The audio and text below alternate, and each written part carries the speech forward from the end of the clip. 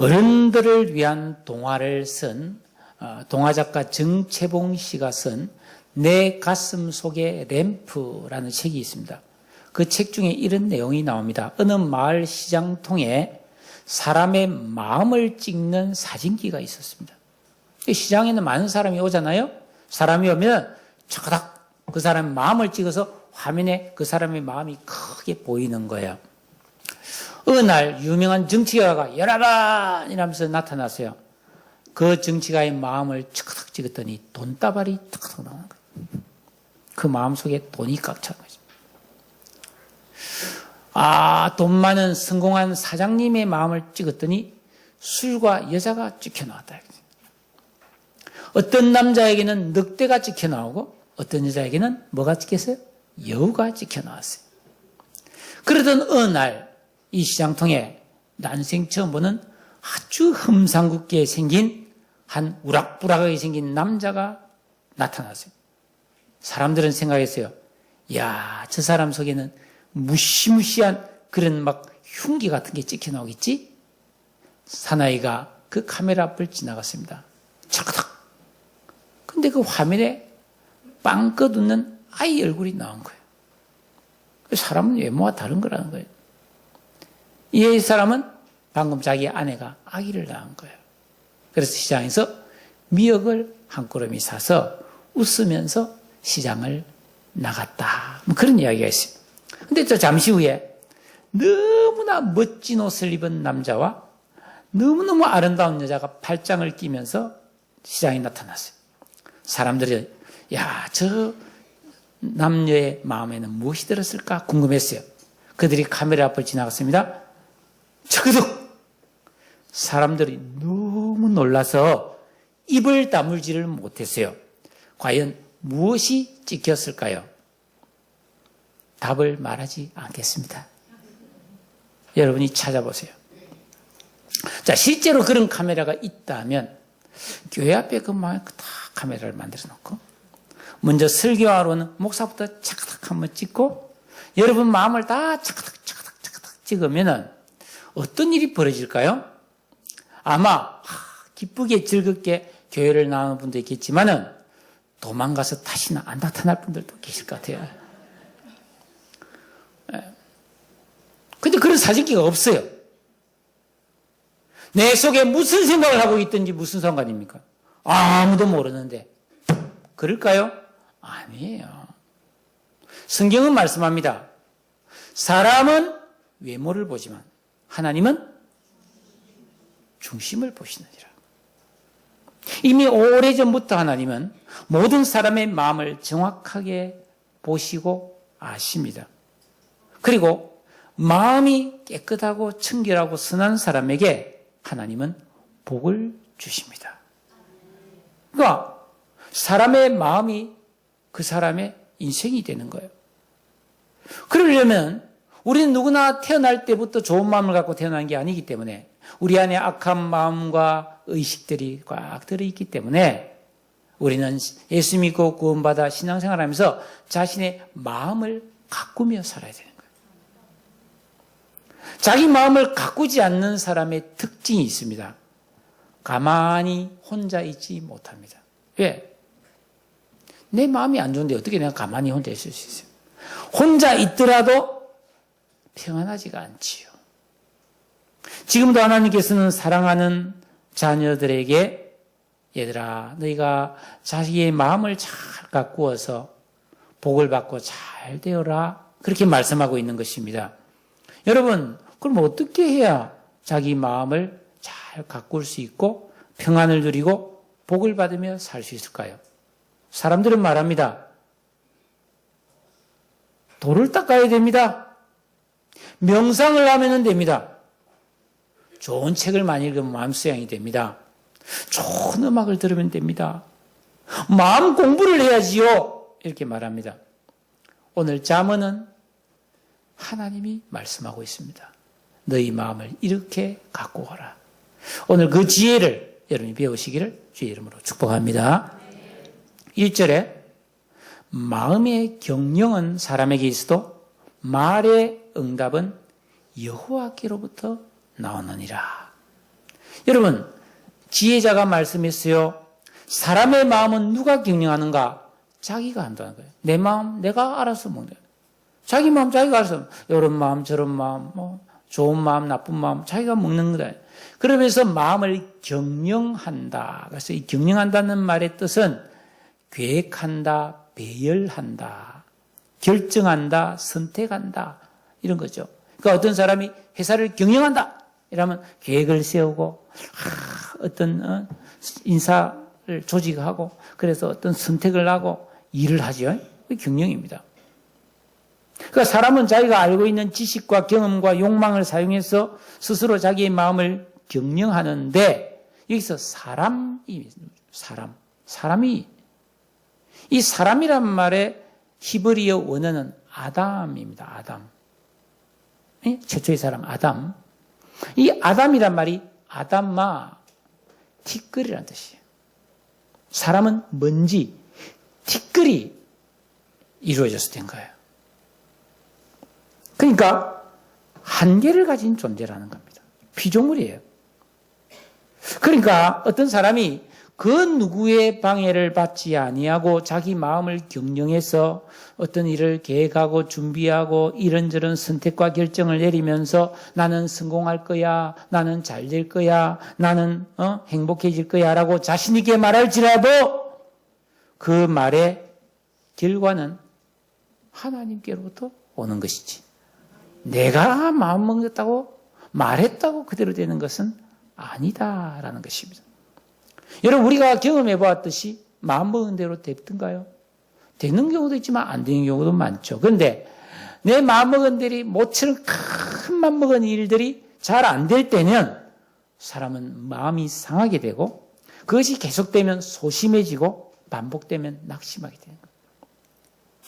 그러므로 우리 그리스도인들은 이 세상을 살아갈 때 어떤 마음으로 살아야 하는가? 성경은 선한 마음을 가지라, 항상 기뻐하고 감사하는 마음을 가지라, 사랑하면서 살아라, 이런 말씀을 합니다. 이게 하나님 뜻이죠. 어떻게 해야 됩니까? 여러분, 같은 잠언 4장 23절에 모든 지킬 만한 것 중에 더욱더 너의 마음을 지키라, 생명의 근원이 이에서 남이니라.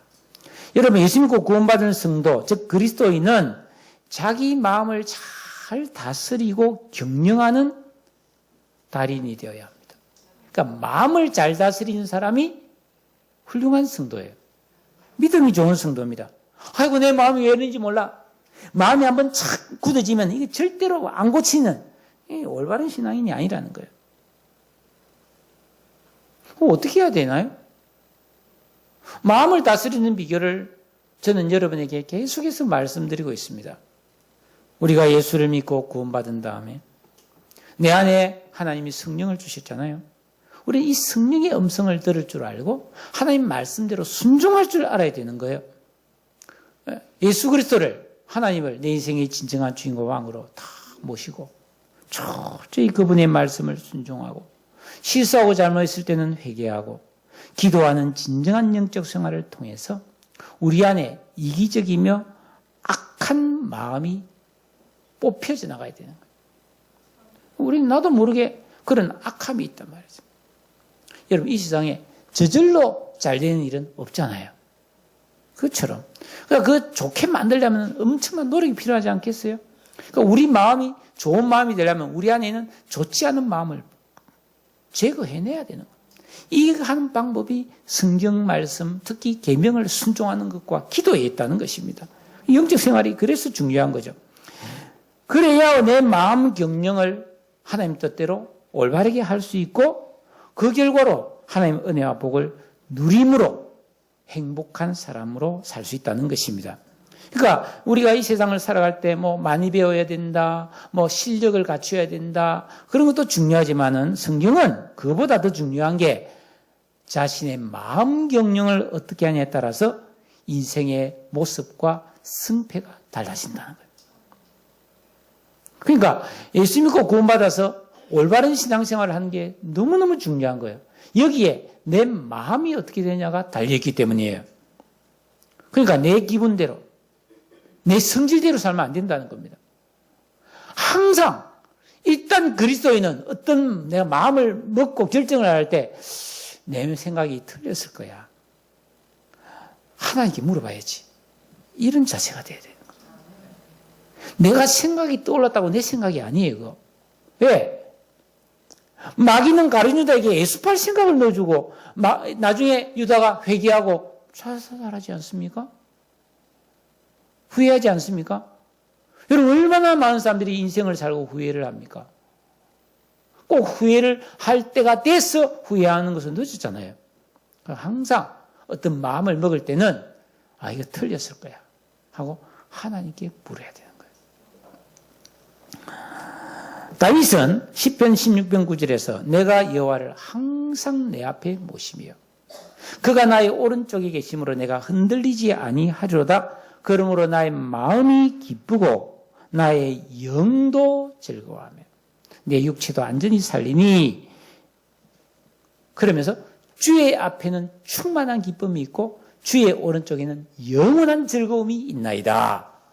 그러니까 올바른 마음 경영을 해야만이 우리가 주님과 동행할 수 있고 거기에 충만한 기쁨과 영원한 즐거움이 주어지는 것을 믿으시기 바랍니다.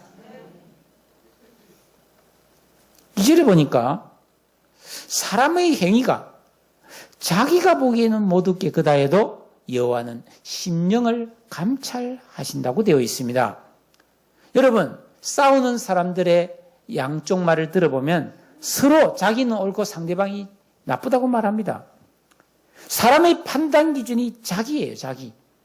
지금 민주당, 한국당 해서 맨날 고소고발하고 하는데 들어보면 이 말을 들어보면 이 말이 맞고 저 말을 들어보면 저 말이 맞는데 그렇잖아요. 기준이 자기예요. 왜 이리 됐습니까? 세상이 왜 이렇게 됐습니까?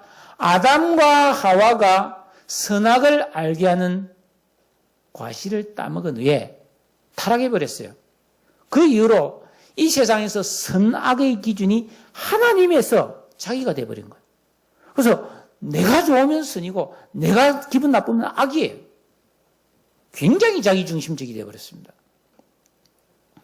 그러다 보니까 이 예수 믿고 구원받아서 마음을 기경하지 않는 사람의 특징은 불신자 두말할 것도 없고 예수를 믿어도 진정으로 말씀 앞에 겸비하지 않으면은 그 하나님의 진리의 말씀 앞에 자기를 성찰하지를 않는 거예요. 진리의 말씀이라는 잣대의 나를 살펴봐야만이 내 죄와 악함과 불의가 깨달아질 텐데 그래야만이 우리가 고칠 수 있는데 안 그러는 거예요. 그러면서 언제나 나는 바르다. 내가 옳다. 나는 그래도 괜찮게 살고 있다. 이렇게 자긍하며 사는 겁니다. 아마 여러분 거의 다 그렇게 생각할 거예요. 그래도 나는 부족하지만 꽤 괜찮게 살고 있다고 생각하시죠?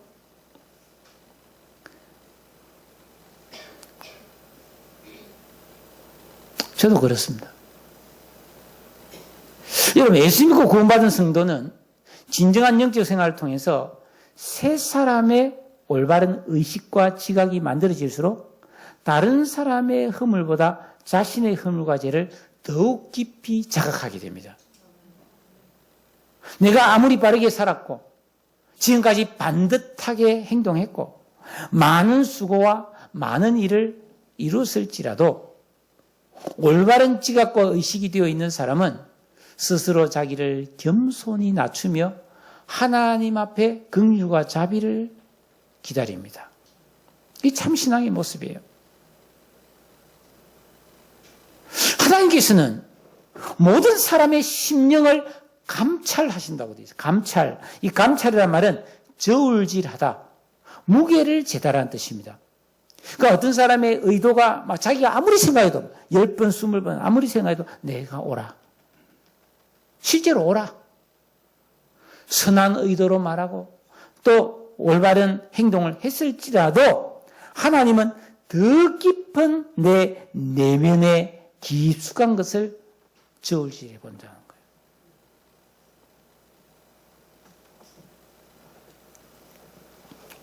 성경에 보면 참 재미난 구절이 있습니다. 사도행전을 보면은 사도 바울이 선교여행을 다 마치고 예루살렘으로 갑니다. 가면은 100% 체포됩니다. 엄청난 고난을 겪게 되죠. 감옥에 갇힌다고요.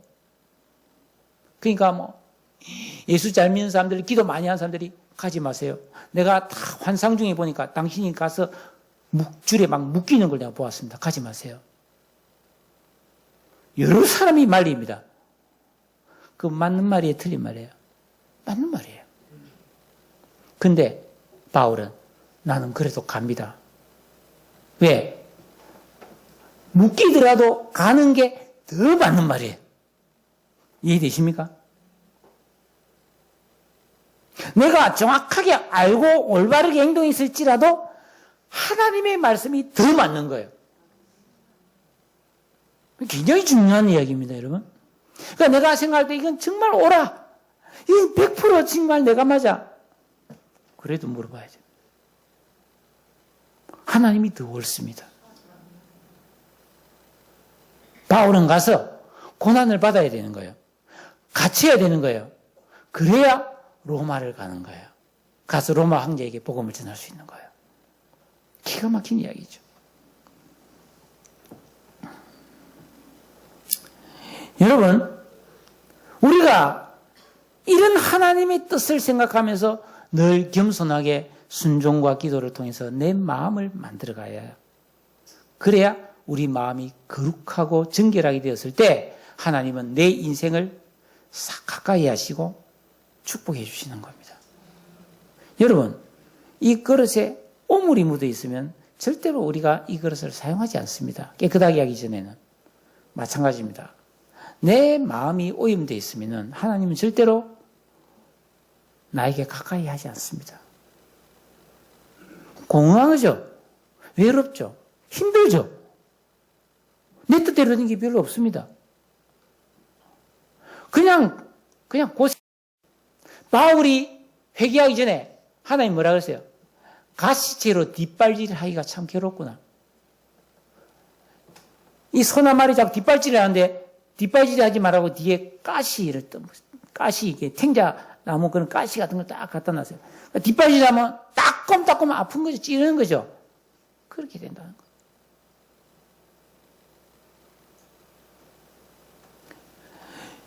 여러분, 평안하고 감동적인, 어떻게 이렇게 감사할까?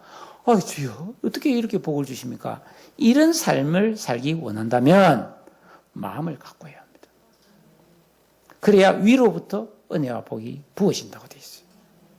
이 비밀을 누가 알겠어요?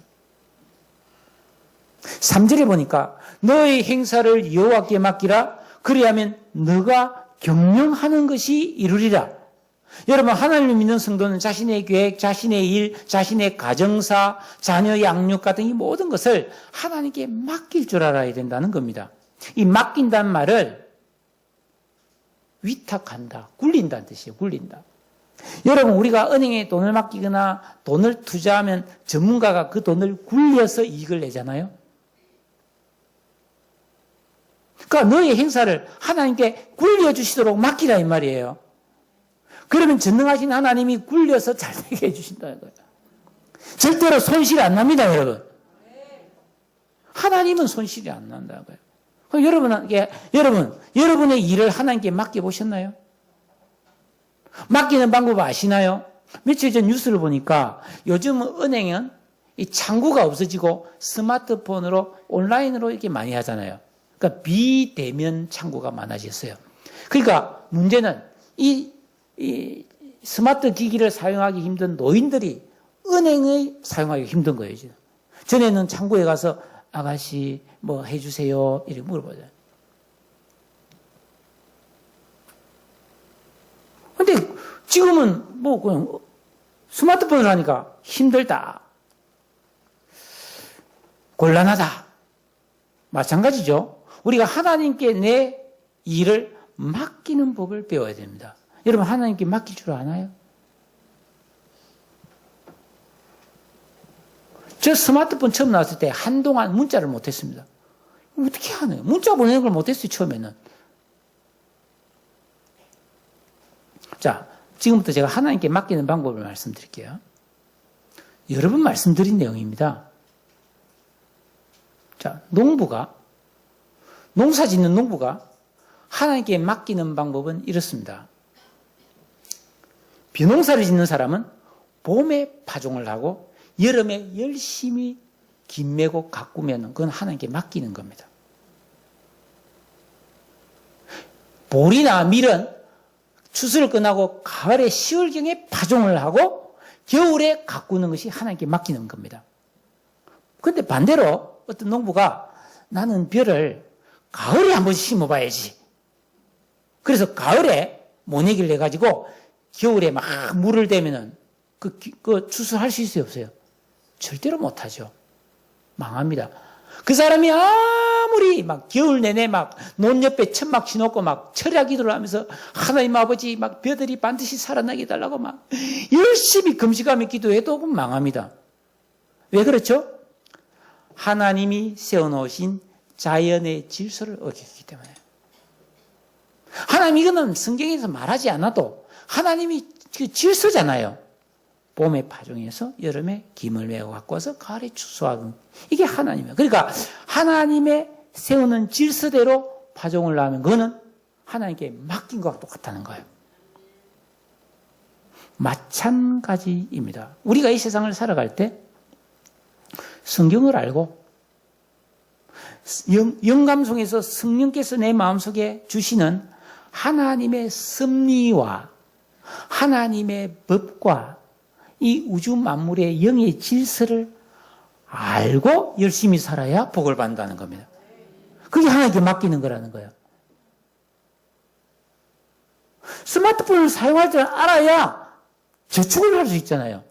돈을 걸어서 저축을 할 수 있잖아요.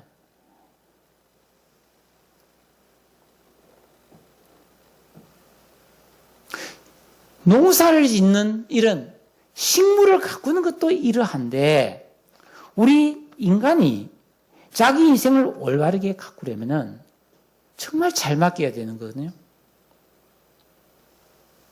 우리가 하나님의 뜻대로 하나님의 그 질서와 섭리를 알고 그 믿음대로 쫙 살면은 반드시 하나님께서 경영하는 것을 이룰 수 있도록 복과 은혜와 능력을 주심으로 우리가 평안하고 형통한 인생이 되는 것을 믿으시기 바랍니다.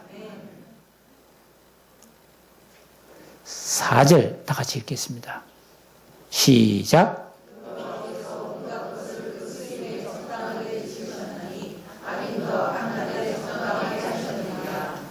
하나님께서는 우주 만물을 창조하시되 한없는 지혜와 권능으로 창조하셔서 쓸데없는 것은 하나도 없다는 겁니다.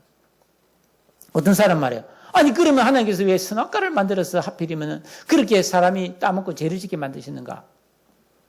어떤 사람은 여러분 지금 전 세계적으로 사람을 죽게 하는 가장 큰 사망 요인이 뭔지 아십니까? 말라리아입니다.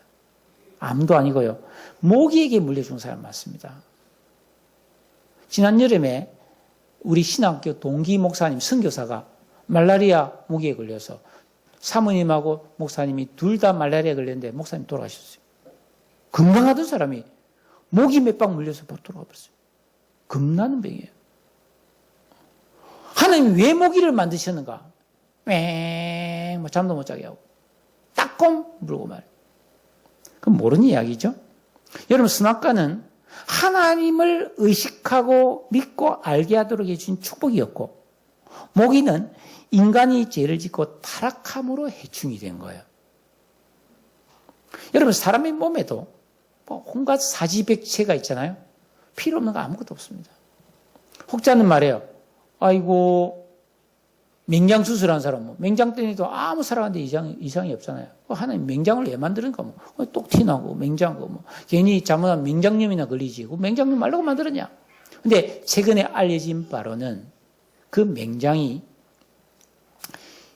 유산균 C 주머니예요. 그래서 장에 유산균이 항상 있도록 맹장에서 만들어서 보내준다고 그래요. 그러니까 맹장 수술에서 맹장이 없는 분들도 이 중에 있을 수 있는데 이런 분들은 반드시 정기적으로 프로바이오틱스 유산균을 자주 먹어줘야 됩니다. 혹시 라면이나 피자나 이런 인스턴트 식품을 먹으면 그 안에 있는 식품 첨가물에 의해서 장내 유산균이 몰살을 당합니다. 그래서 그런 음식을 먹으면 속이 안 좋고 더부룩해지는 거예요. 그래서 장 안에, 우리 대장 안에 그 유산균이, 유익균이 다 죽으면 회복하는데 3일 걸립니다. 그 씨앗이 나와서, 맹장에서 그 유산균 씨앗이 나와서 자라서 그 적당하게 딱 그 활동을 하게 만드는데 3일 걸립니다. 그러니까 이런 음식을 먹었을 때는 이 프로바이오틱스를 많이 먹어줘야 돼요. 열심히. 태풍도, 홍수도, 더위도, 추위도, 슬픔도, 괴로움도, 믿음도, 말씀도 다 쓰임새가 있는 거예요. 그래서 모든 일을 감사함으로 받으면 버릴 것이 없다. 그러면서 심지어 악한 사람도 악한 날에는 쓰임에 적당하게 했다, 합당하게 했다. 그 말씀을 하고 있습니다. 여러분, 모든 영화나 소설에 보면 악역이 나옵니다. 악역이 없이는 뭐 이야기가 안 돌아갑니다. 그렇죠? 이처럼 여러분, 마지막 재앙의 날에, 심판의 날에 하나님의 심판을 받는 형벌의 주인공으로서 악인은 쓸모가 있다는 거예요.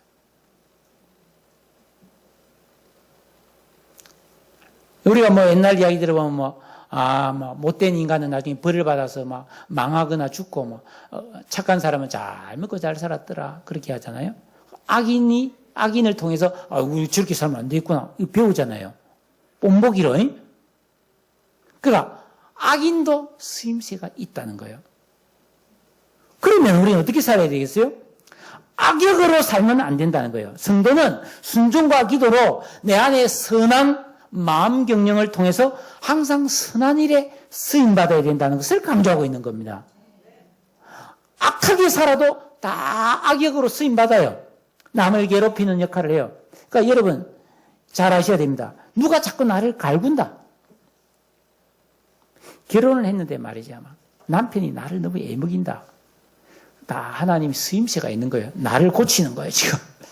나를 훈련하는 거예요. 이걸 통해서 더 유익하게 하는 하나님의 은혜가 있음을 믿으시고 그 고통을 믿음으로 잘 좀 이겨내시기를 바라요. 선한 사람은 어디를 가든지 선하게 쓰임받습니다. 악한 사람은 어디를 가나 못된 역할을 감당하는 겁니다. 악역을 하는 겁니다. 이 말씀이 누가복음 6장 15절에 있습니다. 그 성경 구절을 한번 볼까요? 선한 사람은 마음에 쌓은 선에서 선을 내고 악한 자는 그 쌓은 악에서 악을 내다니 이는 마음에 가득한 것을 입으로 말함이라. 여러분 입에서 지금 어떤 이야기가 주로 나오는지는 내 마음 속에 달려있다는 거예요. 내 마음에 뭐가 쌓여있느냐? 한숨과 원망이 많이 나오는 분은 그 속에 그게 들어있는 거 아니겠어요? 위로받으시고 말씀 많이 드셔서 내 안에 선한 것이 나올 수 있도록 여러분 마음을 기경하고 가꾸시는 이 영적 생활에 열심을 내시기를 축복합니다. 그러면서 5절에 무릇 마음이 교만한 자를 여호와께서 미워하신다고 되어 있습니다. 하나님은 지정의를 가졌기 때문에 선악간에 모든 걸 판단하십니다. 잠언에서 보면 하나님이 미워하시는 것이 몇 가지 있어요. 교만한 눈, 거짓된 혀, 악을 꾀하는 마음, 형제지간을 이간하는 자, 빨리 악으로 달려가는 발, 속이는 저울. 하나님 미워하는 겁니다. 특히 교만은 자기를 높이는 것인데 또 하나님을 인정 안 하는 거예요. 교만한 사람은. 그래서 지멋대로 자기 마음을 경영하는 사람이에요. 이런 사람은 특징이 설득을 안 당합니다. 아무리 설득을 해도 안 된다는 거예요. 창세기에 이스마엘 보고 하나님이 들락이다 그래서 들락이 야생동물 길들이지 않은 거예요. 그 결과 올바른 관계를 맺지 못하고 반드시 어려우시기 시작해요. 이 사람 특징은. 그래서 이런 사람의 특징은 아무리 세력을 모으고 돈을 모으고 막 힘을 소유할지라도 벌을 면치 못한다. 그렇게 말하고 있는 거예요. 5절에서. 엄청난 말씀이에요. 6절 다 같이 읽겠습니다. 시작.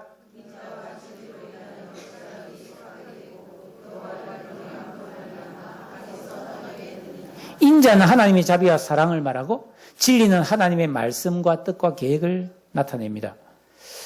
이런 하나님의 뜻과 사랑을 힘입어야만 우리가 예수 믿고 구원받고 죄인인 우리가 구원을 얻는 것이죠. 값없이 구원을 받습니다. 그리고 구원받은 후에는 여호와를 경외함으로 악에서 떠나게 되는 거예요. 예수 믿고 구원받았을지라도 하나님을 경외하는 이 올바른 신앙생활을 하지 않으면 악에서 떠나지 못하고 여전히 악에 머물러 있게 되는 것입니다. 그럼 여호와를 경외하는 것이 뭘 하는 게 여호와를 경외하는 겁니까? 계명 지키는 거예요. 하나님이 하라는 것을 하고 하지 말라는 것을 안 하는 게 여호와를 경외하는 겁니다. 여러분 부모를 공경하는 게 뭡니까? 부모 말씀을 잘 듣는 게 공경하는 것이지. 간단한 겁니다, 여러분. 그러니까 우리가 순종과 기도를 통해서 내 마음에 거룩한 성품과 지각이 만들어져서 그래서 하나님 뜻대로 순종해야만이 악에서 떠날 수 있는 것입니다. 안 그러면요, 내 딴에는 잘 사는 것 같은데 계속 엎치락뒤치락입니다. 그게 7절의 말씀이에요. 7절 다시 읽습니다. 시작.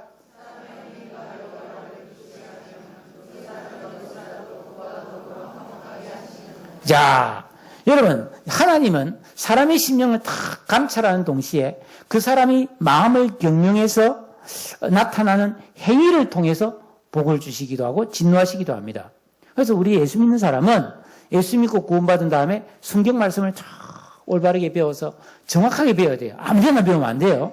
그 말씀을 올바르게 정확하게 영감 속에서 해석된 말씀을 배워서 그 말씀을 순종함으로써 하나님을 기쁘시게 하는 삶을 열심히 살아야 돼요. 그러면 많은 유익이 있는데 오늘 참 기가 막힌 이야기를 한마디 합니다. 우리가 이렇게 하나님의 말씀을 참 순종해서 하나님 막 기쁘시게 하면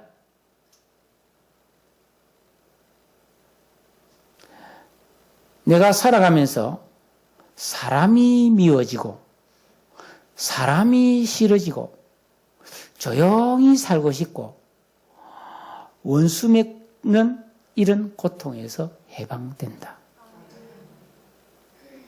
얼마나 많은 사람이 인간관계를 어려워하고 고통합니까? 그런 사람의 특징 중에 하나가 개나 고양이 키우면서 야야 네가 사람보다 낫다. 어디 갔다 오면 꼬리 막 그래 10사람보다 네가 낫다 하면서 위안을 받는 거죠. 비정상입니다. 뭐 개 키우는 게 잘못됐다는 말이 아니라 여러분 우리가 하나님을 기쁘시게 해야 됩니다. 그래야 평안과 화목이 가능하고 인간관계의 어려움에서 해방됩니다. 그러니까 내 삶의 기초가 하나님 경외함에 있다는 겁니다. 계명 순종에 있다는 것입니다. 말씀 순종과 기도에 있다는 것입니다. 여러분 이 말씀의 가치를 여러분들은 이해가 되시나요? 사실 인생이 뭡니까? 인생이 뭐 하는 게 인생입니까? 일과 사람이에요. 인생은 일과 사람 관계로 이루어져 있습니다. 근데 일보다 중요한 게 관계잖아요, 사실은. 내가 직장 상사와 동료와 관계가 안 좋으면 일이 되나요? 근데 내가 좀 부족해도 관계가 좋으면 일이 되거든요. 이 관계에서 가장 중요한 게 하나님 관계가 풀린다는 것입니다. 이 말씀의 비밀을 여러분이 정확하게 이해를 하셔야 됩니다.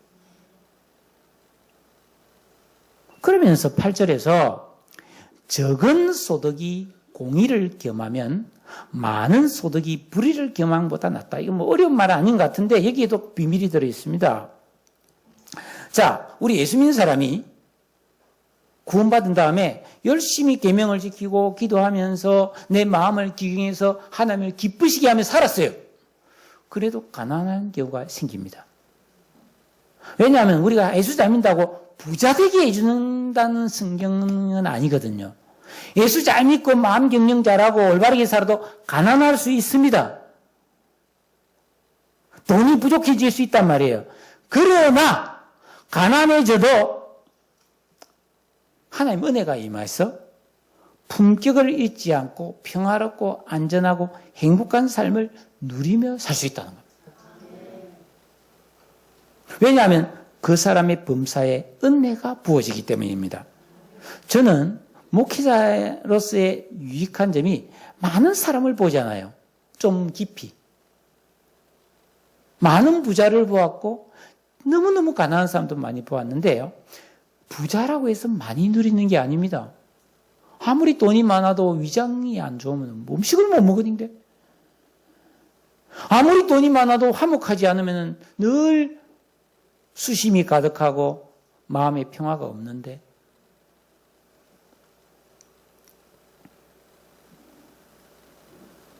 여러분 기억하세요. 돈을 많이 가지고 소유를 많이 한다고 해서 우리가 많이 누리고 행복한 게 절대로 아닙니다. 약간의 유익이 있을 뿐이에요, 사실은. 여러분, 가난한데, 내가 지금 가난해. 겨우 입에 풀칠만 하고 살아.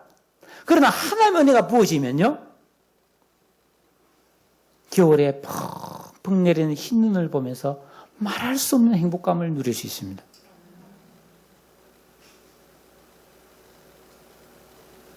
내 삶에 만나면 이래 문제가 산더미 같아. 막 머리가 찌끈찌끈해.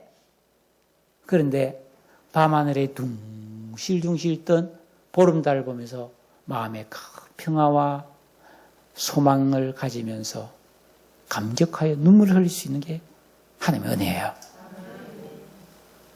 그런데 그 김소월 씨에 보면 봄, 가을 없이 밤마다 돋는 달도 예전엔 미처 몰랐어요. 그런 시가 있잖아요. 안 보입니다. 길가에 피어는 꽃이 안 보인 사람이 있다니까요. 근데 개나리 하나 그 목력을 보고 너무 좋다 말이지. 너무 예쁘다 말이지. 그러면서 치유받는 사람이 있는 거예요.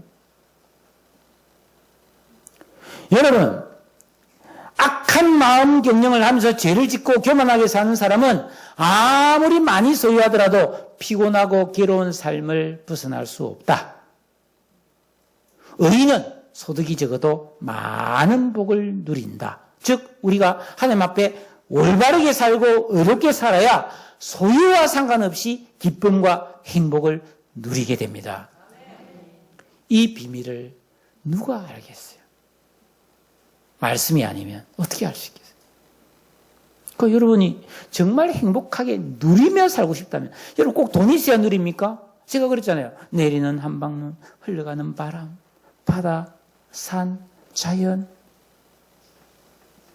마음의 평화, 누군가로부터 주어지는 어떤 기쁨, 어떤 사랑을 받고 위로를 받는 것, 이 돈으로 되나요? 내 돈 많으니까 나 좀 위로해 주세요. 그거 됩니까?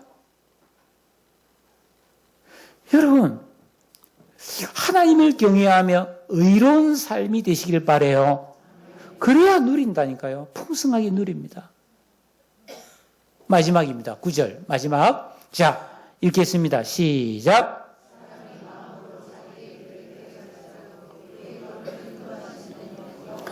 1절과 같은 말이죠. 반복하고 있습니다.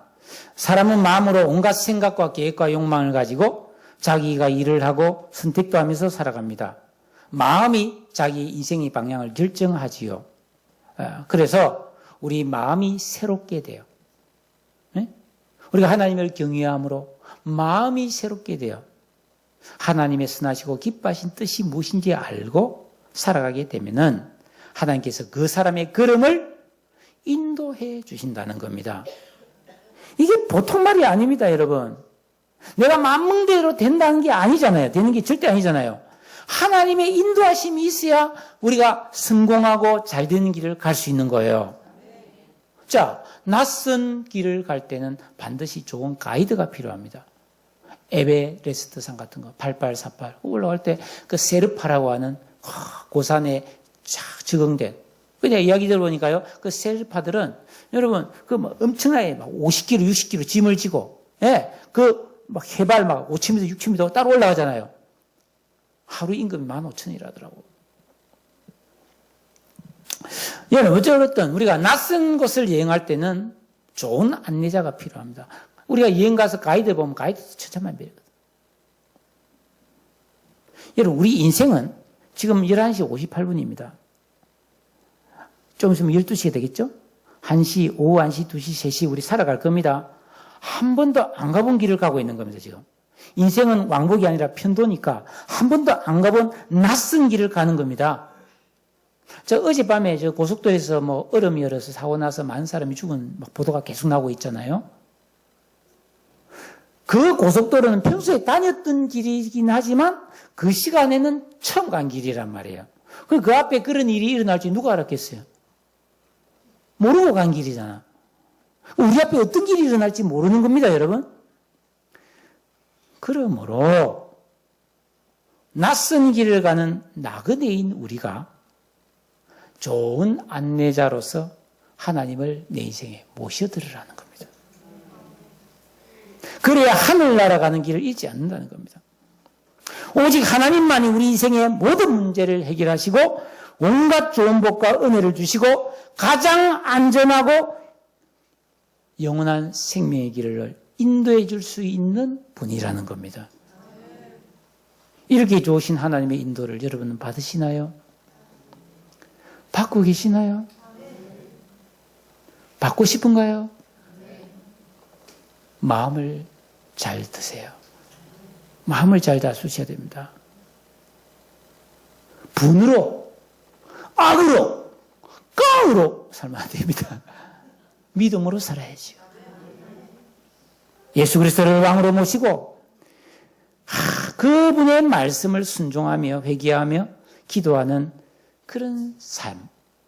예를 들어서 내 마음을 날마다 가꾸는 것. 이게 인생의 신앙의 기본 중의 기본입니다. 그러면 하나님이 나의 안내자가 되셔서 나의 길을 인도해 주시는데 인생의 참된 만족과 성공이 여기에 있다. 이게 지혜자의 말, 솔로몬의 잠언입니다. 어떻게 좀 깨달으셨나요? 여러분 오늘 좀 깨달음이 오셨나요? 여러분 인생을 어떻게 계획하고 내 마음을 어떻게 먹어야 되는지를 배우셨나요?